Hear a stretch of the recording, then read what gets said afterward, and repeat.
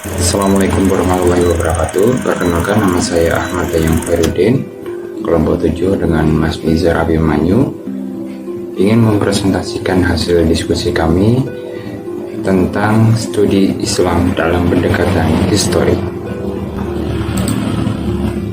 Pengertian studi Islam dalam pendekatan histori.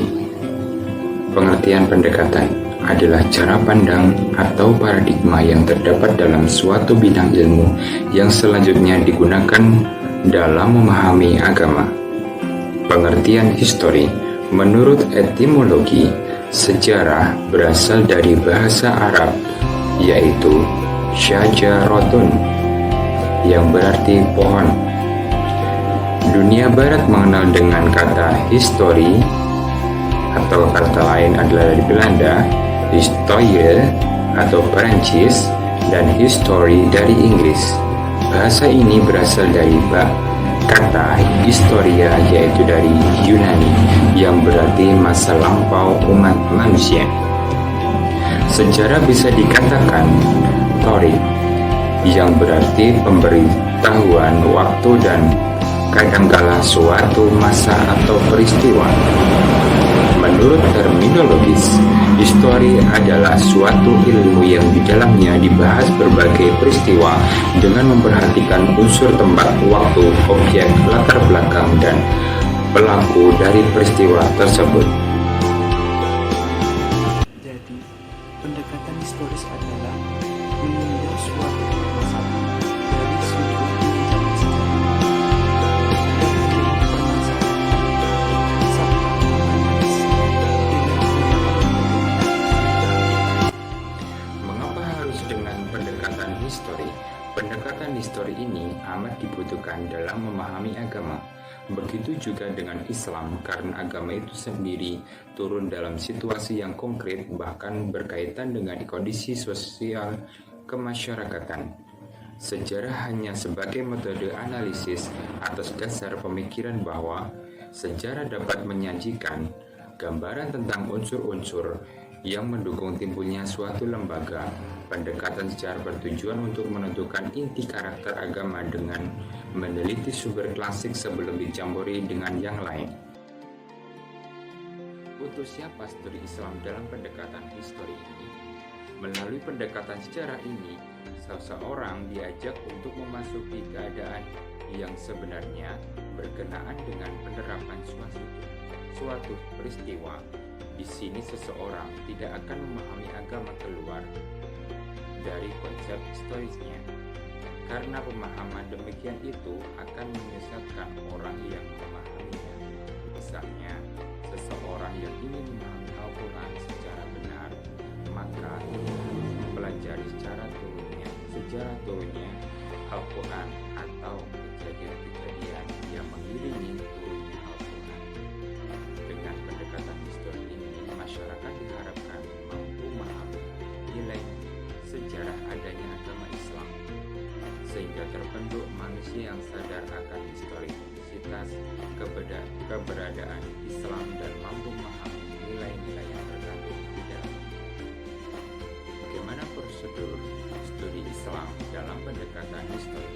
Menurut Kunto Wijoyo dalam bukunya Pendekatan Sejarah, pendekatan pada hakikatnya merupakan upaya melihat masa lalu melalui masa kini. Berikut metode pendekatan sejarah menurut Kunto Wijoyo. Yang pertama, pemilihan topik.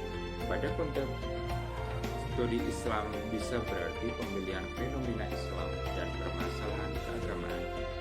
Yang kedua, pengumpulan sumber seperti dokumen tertulis, artefak, sumber lisan, dan lain-lain. Pada konteks studi Islam bisa berarti pengumpulan nas, Al-Quran, maupun sunnah yang berkaitan dengan topik. Yang ketiga, verifikasi. Pembuktian kritik sejarah, keabsahan sumber, otentisitasnya, dan lain-lain. Yang keempat, interpretasi, analisis dan penafsiran masalah topik. Yang kelima adalah penulisan. Di sini terdapat kesimpulan hasil penafsiran untuk diterapkan. Tidak jauh berbeda Fazlur Rahman Movement Gerak Ganda, sebuah metode melihat situasi sekarang kembali pada masa Nabi dan kembali ke masa ini.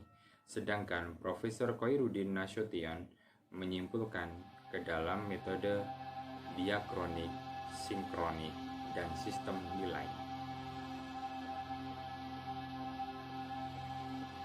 Ketika menggunakan pendekatan sejarah melalui 5 teori, yang pertama, idealisme approach adalah seseorang peneliti yang berusaha memahami dan menafsirkan fakta sejarah dengan mempercayai secara penuh fakta yang ada tanpa keraguan.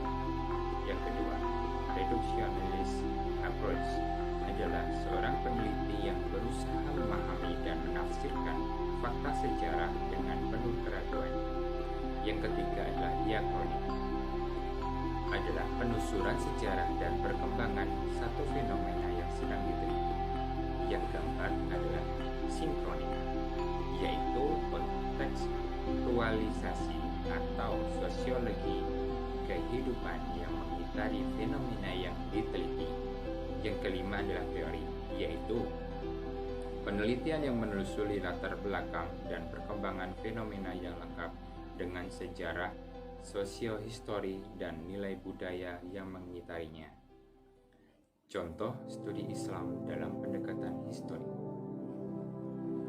Yang pertama, fenomena orang mabuk, sholat. Terdapat landasan normatif dalam Al-Quran. Janganlah kamu mendekati sholat sedang kamu mabuk. Melalui teks tersebut, terdapat makna bahwa jika seorang yang sedang mabuk